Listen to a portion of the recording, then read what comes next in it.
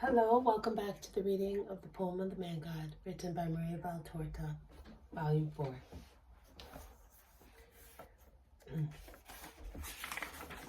Chapter 454, Part 2, From Gamala to Aphek. There are always poor people, says Jesus. Oh, yes, and my house is open to them every day. But afterwards, do you mean when you are dead? Yes, Lord, it will be painful to leave.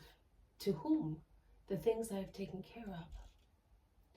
Jesus smiles faintly, a smile full of sympathy. But he replies kindly, You are wiser with regard to the things of the earth than you are for those of heaven, woman. You take care to ensure that your trees grow well and that no glades are left in your woods. You grieve at the thought that afterwards they will not be looked after as they are now. But such thoughts are not very wise. Nay, they are completely foolish.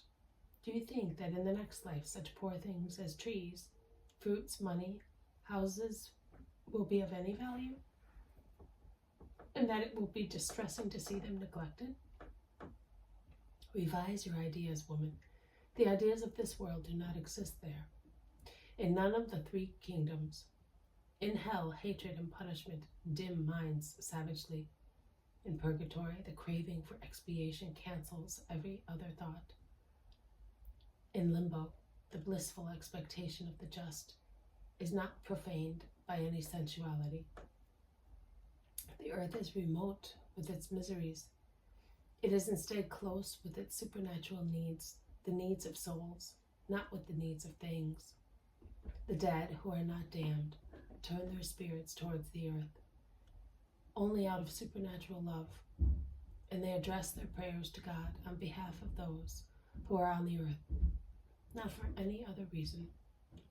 And when the just will enter the kingdom of God, what can you expect this miserable prison, this place of exile named earth, to be for a soul contemplating God? What, the things left there? Can daytime look back with regret on a smoky lamp when it is lit up by the sun? Oh no. Oh no. So why do you sigh for what you will leave? But I would like an heir to continue to enjoy earthly riches and be prevented by them from becoming perfect. Whereas detachment from wealth is the means to possess the eternal riches. See, woman, the greatest obstacle preventing you from having this innocent boy is not his mother with her rights on her son, but your heart. He is an innocent, a sad innocent, but still an innocent who is dear to God because of his suffering.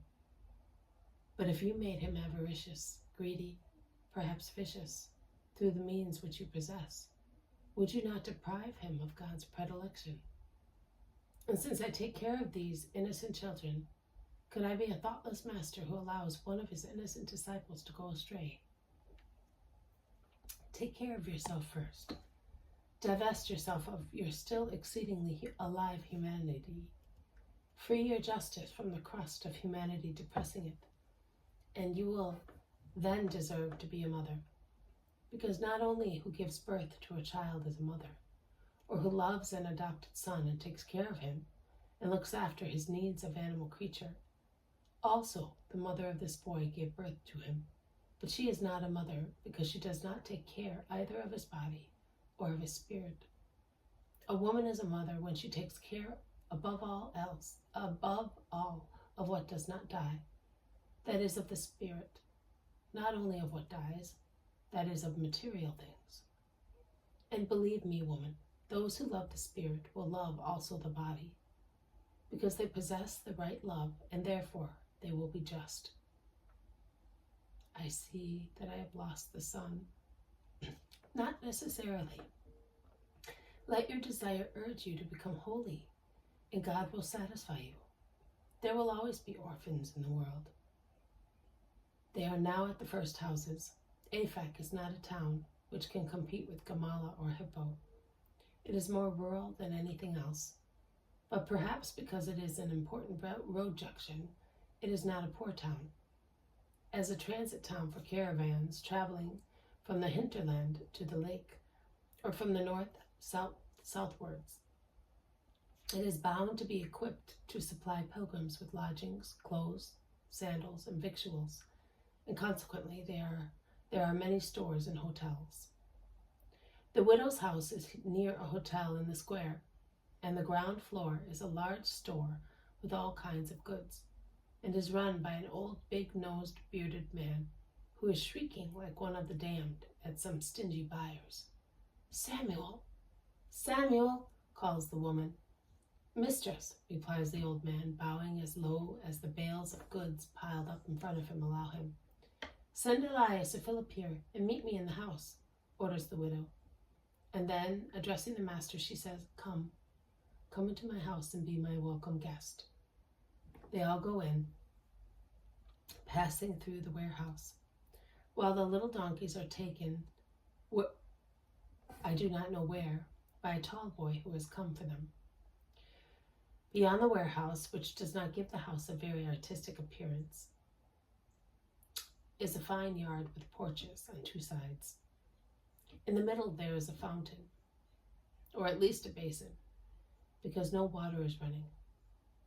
Vigorous plane trees at the sides shade the whitewashed walls. A staircase climbs to the terrace. Doors open into rooms on the porchless sides, the farthest from the warehouse. Previously, in the days of my husband, it was full here, and we gave lodgings to merchants overtaken by the night. The porches are for goods. There are stables for animals, and the fountain over there to water them. Come into the rooms, and she crosses the yard diagonally, going towards the nicest part of the house. She calls, "Mary, Joanna." Two maidservants come, one with her hands soiled with dough, the other with a broom in her hand. "Mistress, peace be with you, and with us now that you are back." "And with you. Any trouble these past days?" "Joseph, that light-headed man, broke the rose bush of which you were so fond. I gave him a good thrashing. You should thrash me for allowing him to go near the plant." It is of no value, but tears well up in the eyes of Sarah, who justifies them, saying, "My husband brought me in the last spring that he was healthy. And Elias broke his leg, which has made Samuel furious, because he has no help in these days of busy markets. He fell from the staircase on the other side of the house while he was hanging out to have the walls whitewashed for you," says the other woman, and she concludes, "He is suffering very much, and he will remain lame. And you, mistress, did you have a pleasant journey?" "As I could never have hoped. I have come back with the Rabbi of Galilee. Quick, make preparations for my guests. Come in, master." They enter the house, passing before the two dumbfounded maidservants. They are received in a large, cool room in dim light, furnished with seats and chests.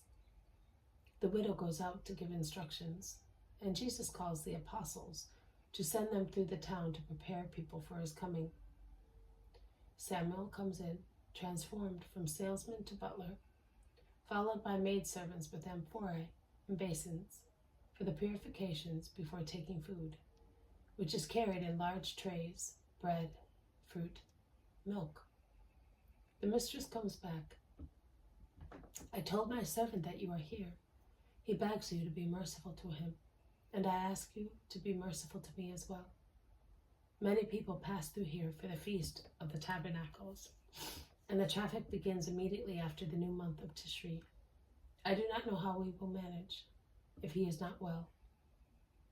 Tell him to come here. He cannot stand. Tell him that the rabbi is not going to him, but wants to see him. I will get Samuel and Joseph to bring him." "That would be the last straw. I am old and tired," grumbles Samuel. "Tell Elias to come on his own legs. I want it." "Oh, a poor rabbi. Not even Gamaliel could do that," mumbles again the old servant. "Be quiet, Samuel. Forgive him, master. He is a faithful servant. He was born here of servants, of my husband's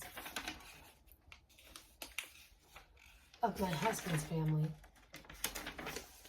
He is diligent and honest, but stubborn in his ideas of an old Israelite, explains the widow in a low voice to excuse him.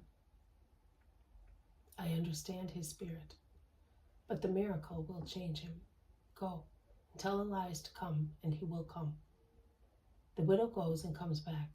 I told him, and I ran away at once, as I did not want to see him put his black swollen leg on the floor. Do you not believe in a miracle? Yes, I do, but that leg is horrifying. I am afraid that it will become gangrenous and rot completely. It is shiny, so shiny, horrible, and oh!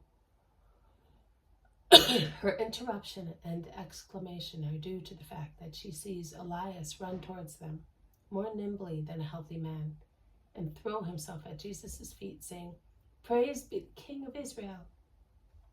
Praised be God alone. How did you come? How did you dare? I obeyed.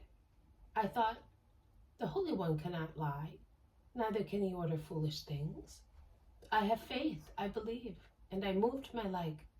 It was no longer sore. I could move it. I put my foot on the floor. My leg was firm. I took a step. I was able to walk. I ran here. God does not disappoint those who believe in him. Stand up, man. I solemnly tell you that few people have faith like this man. From whom did it come to you? From your disciples who came here preaching you. Were you the only one who heard them? No, everybody heard them because they were our guests here after Pentecost. And you alone believed. Your spirit is well advanced in the ways of the Lord. Proceed. Old Samuel is drawn this way and that by conflicting sentiments. But like many in Israel, he cannot detach himself from the old mentality for the new one. And he remains firm in his standpoint, saying, Magic! Magic, it is written, my people shall not be contaminated by magicians and diviners. If a man has recourse to them, I shall set my face against him and destroy him. Tremble with fear, mistress, lest you should be unfaithful to the laws. And he goes away with a stern, shocked look, as if he had seen the demon installed in the house. Do not punish him, master. He is old. He has always believed thus. Be not afraid. If I had to punish all those who say that I am a demon, many sepulchres would open to swallow the praise. I can wait. I will speak at sunset. Then I will leave Aphek. Now I agree to remain under your roof. This has been a reading from the poem of the Man God, written by Maria Valtorta, Volume 4. Chapter 454, Part 2, From Gamala to Aphek. Thank you for listening. I will see you tomorrow. May God bless you, and may peace be with you.